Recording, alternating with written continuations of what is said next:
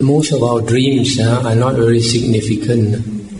You see, in Malaysia, generally, about the age of 7, we go to school. Now, there are some people before that age, before the age of going to school, sometimes things on the past life, they come more easily.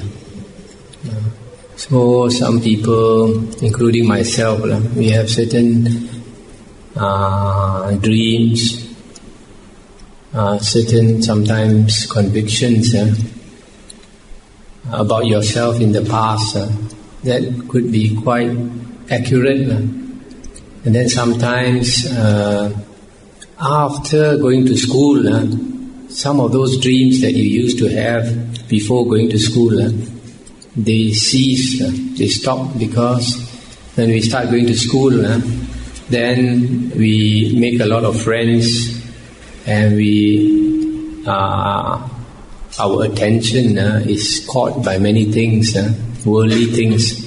So our interest in all these worldly things start to increase, and so we forget some of those things from our past life. But sometimes if we meditate and we attain good concentration, and then as I said last night, the definition of sati by the Buddha is that if a person has sati, he remembers what was said and done a long time ago. So when we have very good concentration, sometimes memories of things that we have forgotten so long ago, when even before we were 1 year old, they come back very clearly, without any effort to remember. And then sometimes also in the dreams, you dream about your past life. And for example, you dream that you were in a certain country, but you've never been to that country, but you're sure that you were in that country. And so when the mind becomes sharper, then we tend to remember better. But most of our dreams are not worth thinking much about it. But for them, because they say that this, their Rinpoche, the precious one, must take rebirth again and again, so they start looking. And some of the ways they employ are a bit like Taoism, because I've seen Tibetan books where they get these lamas who go into a trance, and then they put water, and then they look into the water, and they can see things. For them it's important, to us it's not important. Yeah. Sometimes we find sometimes a bit hard to believe, because in the last few years in America, some of these lamas, they go there and they don't keep their moral precepts well, So there was one who used to sleep with a lot of women, because a lot of women wanted to have another Rinpoche. When they have a son with this Rinpoche, then it's also another somebody very special. So they become famous. So a lot of women lined up to sleep with that Lama. So as a result of not keeping his precepts, he was drinking and all that. So before he died, his body had a lot of disease. That being the case, we would not expect him to come back in the human form. See, it's very easy to repeat what another monk says. So most monks, most teachers, you hear some monk says this, and you just repeat it. So the Buddha says, just like in other religions, it's just like the case of a line of blind men. The first to the last are blind. The blind leading the blind. So we just keep following. Most people do not take the trouble to investigate so much. And also in many of our traditional Buddhist countries, this has been handed down generation after generation. So there is no reason for people to doubt. Right? But like in my case, I was different because I was disappointed by my first teacher. So because I was disappointed by my first teacher, I did not rely on any other monk as my teacher. Instead, I went to the books and studied. Because whatever a monk can teach you, he has also learned it from the books, isn't it? So instead of relying on him, I went back to the books and I studied all the books. Now, when people study the books, for example, you study a sutta. When you study the sutta, there are several things that the Buddha says. And sometimes, usually, the first time we study that sutta, we don't grasp certain important points in the sutta. We don't see the importance of certain statements that the Buddha made. Then when you study it a second time, you might catch more points in that sutta. And when you study it a third time, you again catch more points. Then you wonder, how come I didn't notice this before? So in the same way, sometimes people study the suttas and then they fail to notice certain important things. So it is for some of these reasons. Also, sometimes if you bring up some of these things, you make some people angry because some famous monk may have written that book, and then you go and say something different. You are challenging that famous monk, so you become unpopular. And besides, very few people will believe you also because you are not so famous. That's why nobody wants to be the bad guy. Everybody wants to be the popular guy. Boy Cho Chao Lang. You can continue to teach what is in those books, but you can explain to the children, this is the legend about the Buddha's life. It is not necessarily true. This is the legend that they have passed down. And usually legends, they like to write beautiful things. They like to put the hero high up in the cloud. So the funny thing is, recently you all must have heard about the Da Vinci Code. Yeah? For 2,000 years, Christians believe that Jesus was born of a Virgin Mary. Yeah?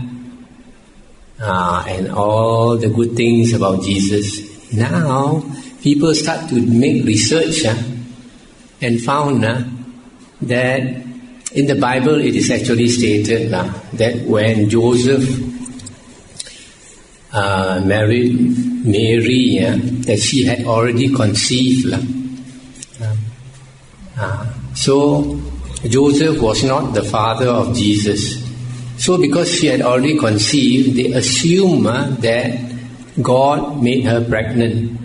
Now after doing a lot of research, scholars come to the conclusion that she was either raped or seduced by a Roman soldier. So that makes Jesus an ordinary person. So why for 2,000 years nobody dug this up? Why 2,000 years everybody believed? Millions and billions of people believe. Now somebody comes up with this statement, shock everybody. Because he took the trouble to go and investigate. Most people never want to take the trouble. They just follow what the book say. The book say like that, I also follow like that. No?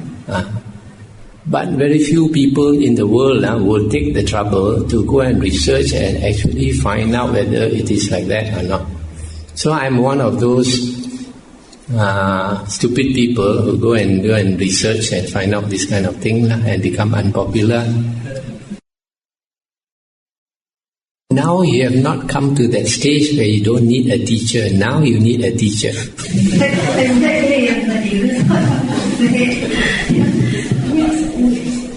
We can't understand the sutta if we want to study ourselves. We may not have that intelligence to understand. And the sutta is open to interpretation. Even the Satipatthana Sutta, even monks will have different interpretation. Exactly. So we need to look for teacher. But you look for the teacher, that is another interpretation. So you must go back to what the Buddha said and study exactly what the Buddha said without all the distortion added by other teachers. If I study myself, then I aid my own interpretation, it could be wrong. It could be even more terribly wrong than if I learn from a learned monk. Okay. I'm one of those few monks who stress on the sutta. So I have taught some suttas. So if you look at the 4 MP3s that I have brought, in the English one, you will find 2 MP3s on the Anguttara Nikaya. I spent about 55 hours reading and explaining the suttas in the Anguttara Nikaya. Not every single sutta, but most of the suttas. So if you listen to those tape talks, it will be much easier for you to understand the Anguttara Nikaya than if you were to read yourself. Because this Orang Putih, their English is very high class. So sometimes you read those books, sometimes a bit hard to understand. So sometimes when I find some difficult words, I use a simpler word, simpler English word. And then those points that are doubtful, I try to explain and quote from other suttas to compare. So if you listen to my tape talks, it's much easier. Suttas are discourses of the Buddha. The words of the Buddha. Yes, original words of the Buddha. Because sometimes the Buddha would just discourse, just teach the people something. Sometimes people come and ask questions and then he replies. All this is the words of the Buddha.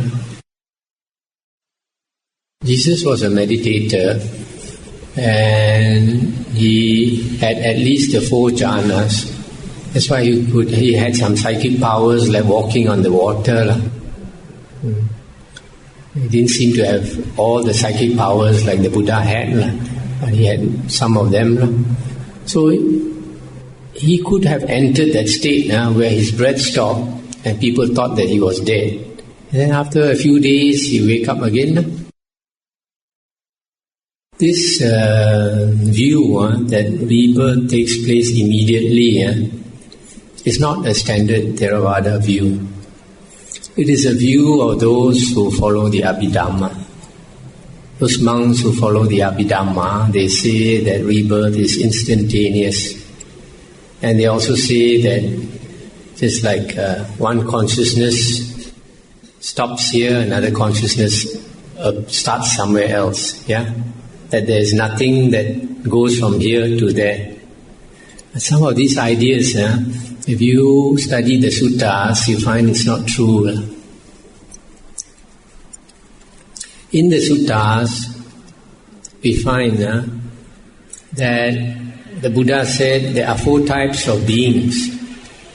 One enters the womb unknowing. He's not conscious of entering the womb.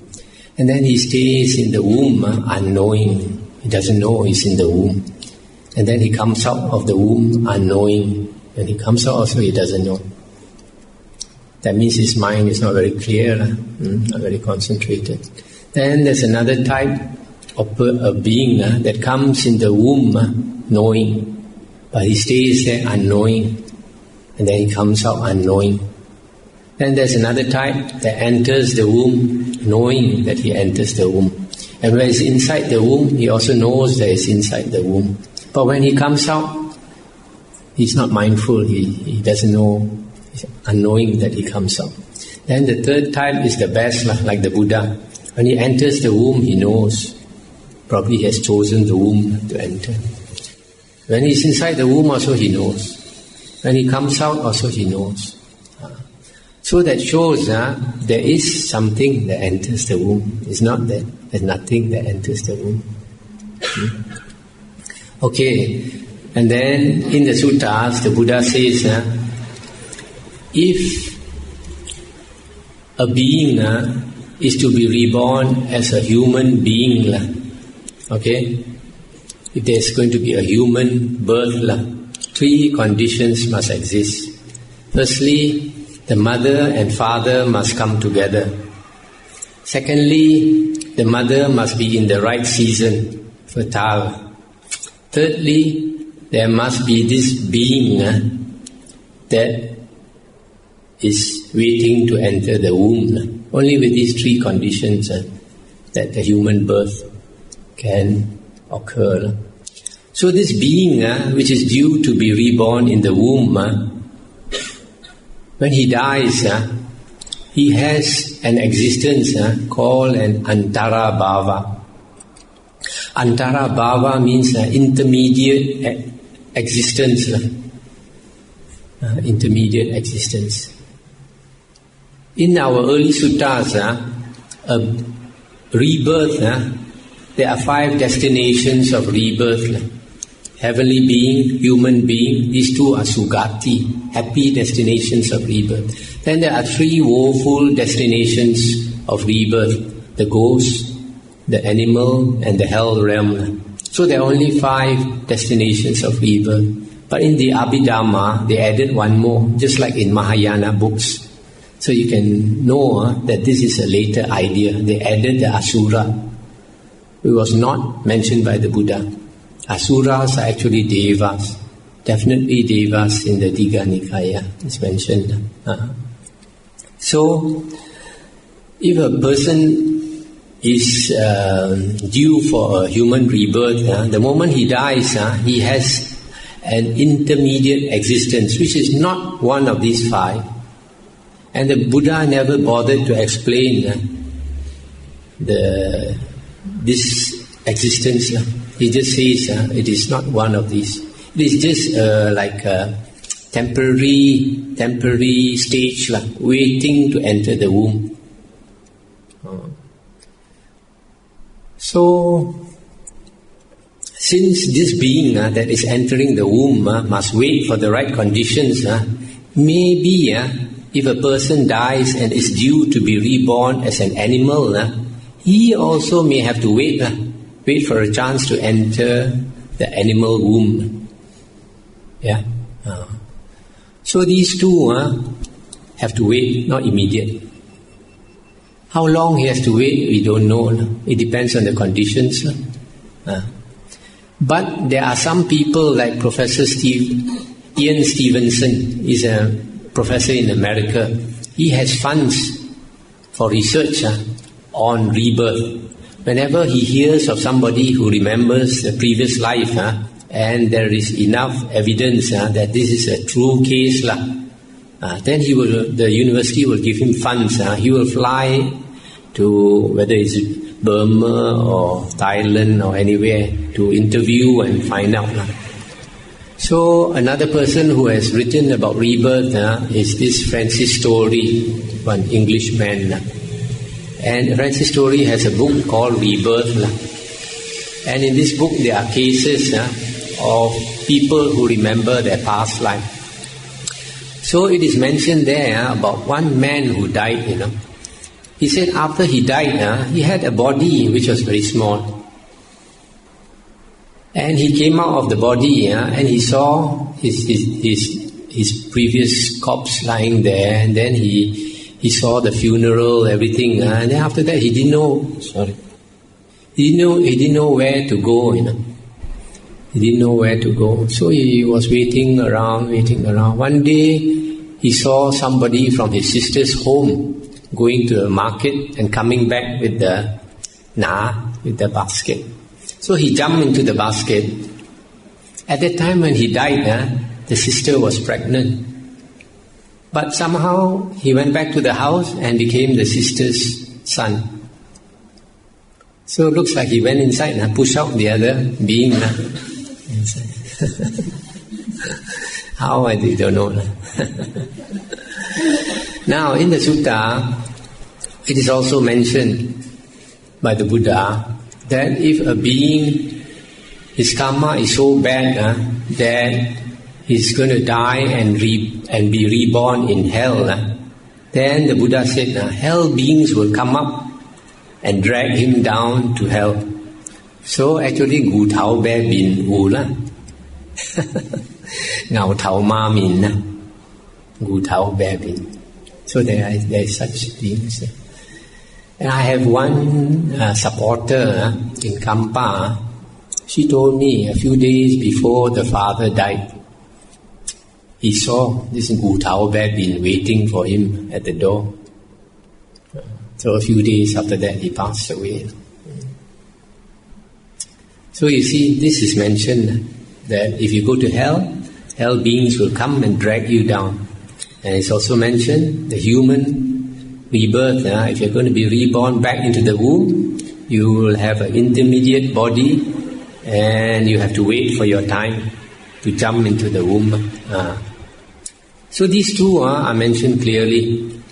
What about the others?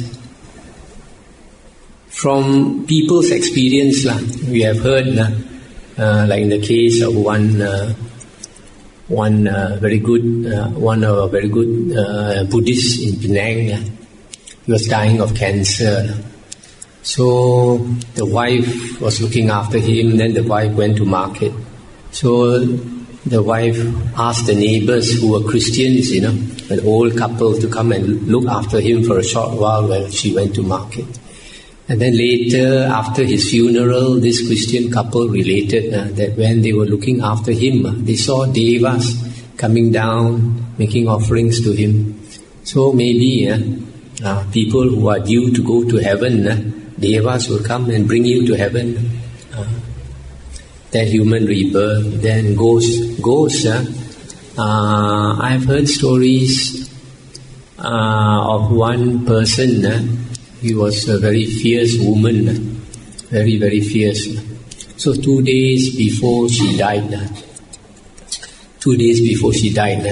teeth came out. 2 long teeth came out like Dracula.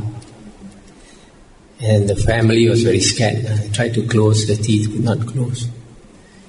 And she was sleeping. And 2 days later she died. Immediately after she died, the teeth also disappeared. That shows she had taken the form of that ghost and still in the body, but already taken that form. So it looks like ghosts also should be immediate. So animal probably have to wait, and then hell will be dragged down. So this is the early Buddha's teaching. Not all is immediate. This being, in Chinese we call it Ling Hun. This Ling Hun is just a bundle of energy. This bundle of energy is ever changing, right? But it carries with it the memories, carries with it the characteristics of that person, the DNA of that person. So if that person has a particular face, so it's inside that ball of energy. So when he takes rebirth, also he will have that same kind of face. Now coming back to what you said about the father,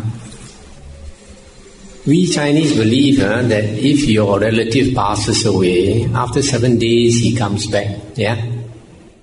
Most of the time it's true, but not necessarily 7 days. Sometimes after 1 day, sometimes after 2, sometimes 3, 4, 5. And most of our humans, we come back as ghosts. Why? The Buddha did mention in the suttas that all beings, after we pass away, most of us will go into the woeful plains. It's very easy to go to the woeful plains. Very few come back as human beings, and fewer go to heaven. The higher you go, it's like a pyramid. The higher you go, it's less. The lower you go, more. So, why is it so easy for human beings to be reborn as a ghost? It's very simple to understand.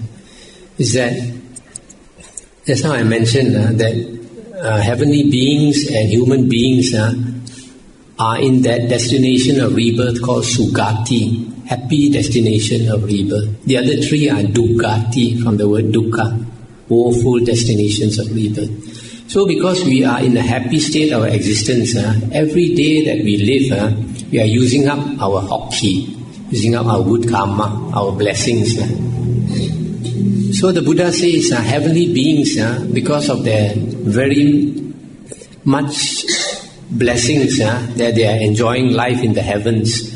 You hear about the Deva having 500 Devis as wives and all that. So having very nice time up there. Every day he enjoys himself, he's using up his karma. One day when his karma is used up, cannot stay as a Deva anymore. He will fall down, he will die. So same with human being. We enjoy life, we use up our karma.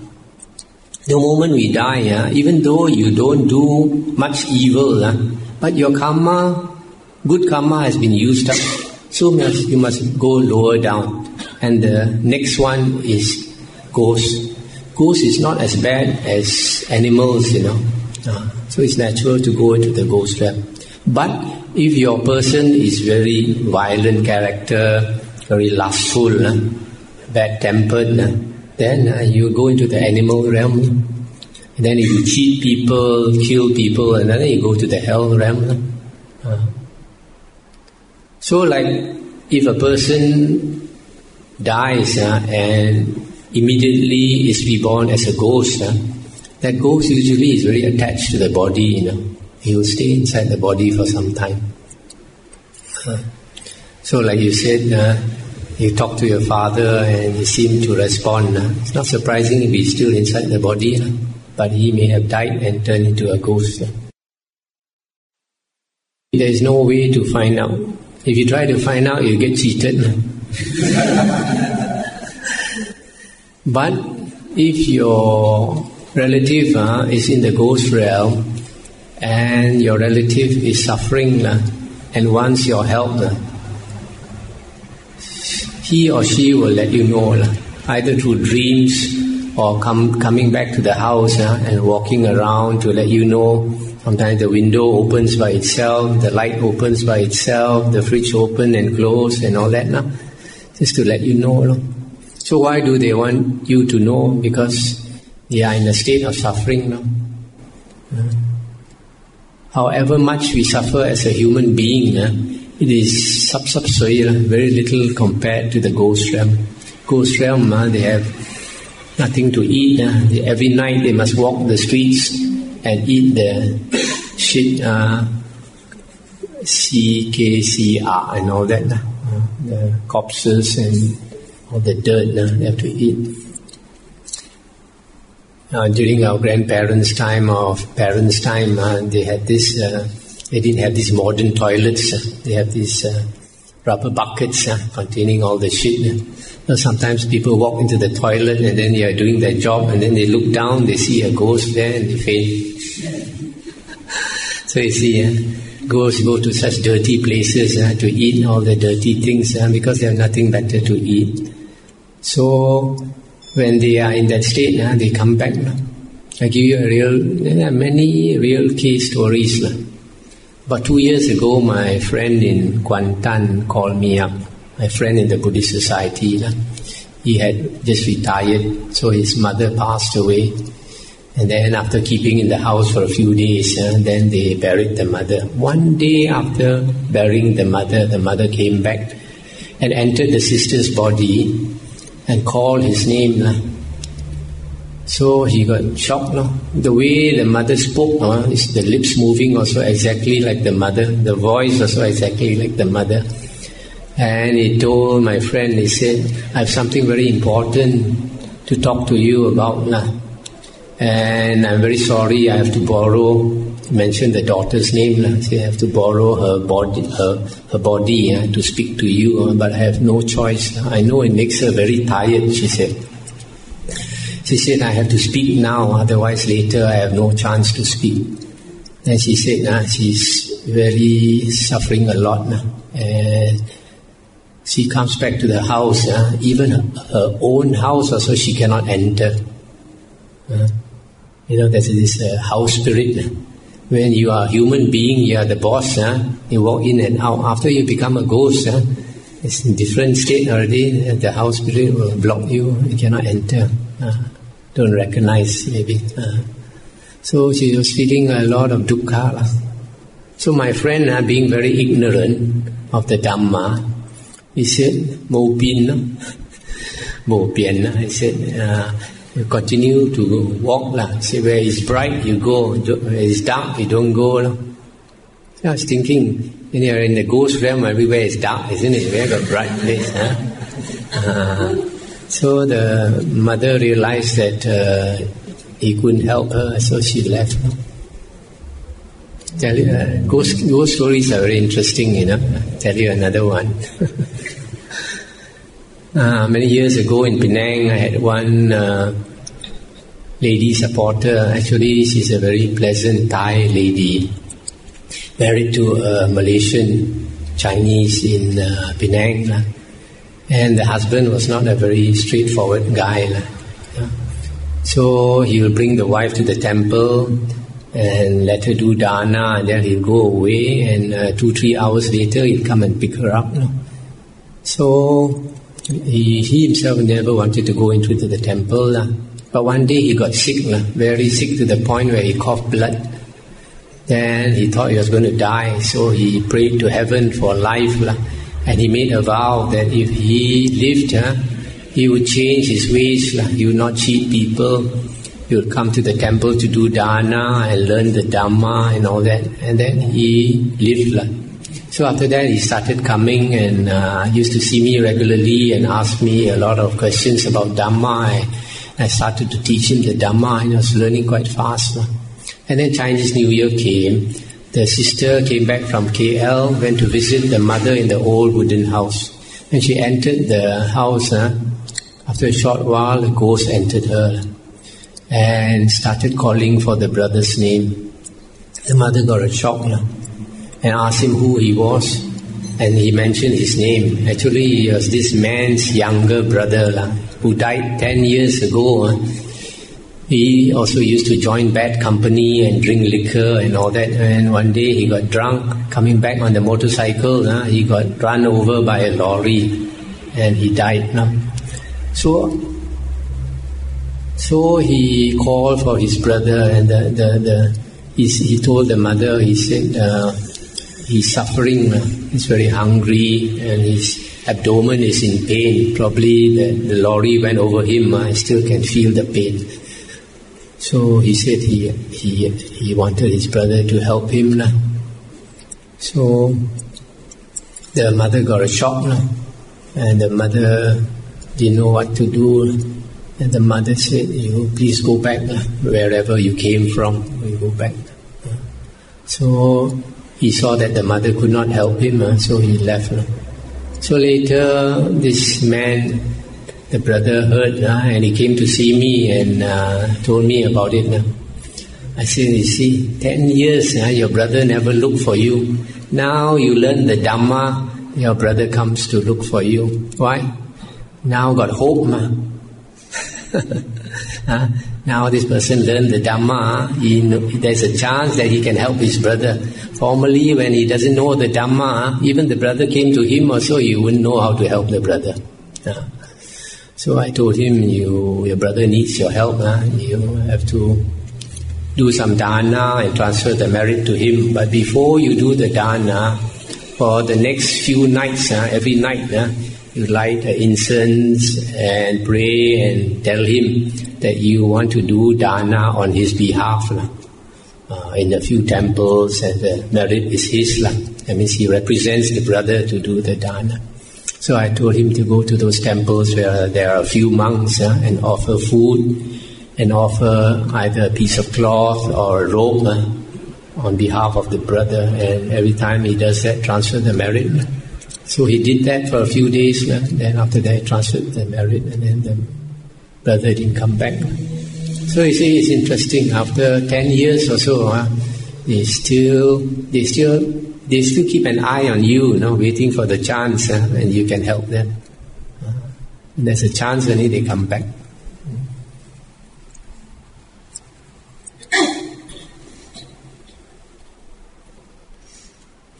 In Timor, where I stay, these villagers told me that 15 years ago, two sisters about 15, 16 years old, around our area there is a Kinta Valley, a lot of ex-mining ponds, So these two sisters, they want to gather, this lotus flower, the seeds. People like to eat the seeds of the lotus flower. So the two of them, they didn't know how to swim. They rowed a sampan to the middle of the pond, the big lake, to gather these lotus seeds, and then they died. The boat capsized and they died. 15 years later, one day, they came back to the house, and they were seen standing outside the gate there with the clothes all wet. The neighbors saw. The neighbor was surprised. Who are these two young girls peeping into the house, looking very anxiously in front of the gates there, looking into the house? So the neighbor looked carefully and got a shock, realized that these two girls died 15 years ago, and they still come back. After that, they went away. Then the neighbor told the grandfather. The grandfather was very surprised. And so he, like a lot of our Chinese, they are not Buddhists, they don't know what to do. They go and engage the Molo, Sai Kong, come and pray.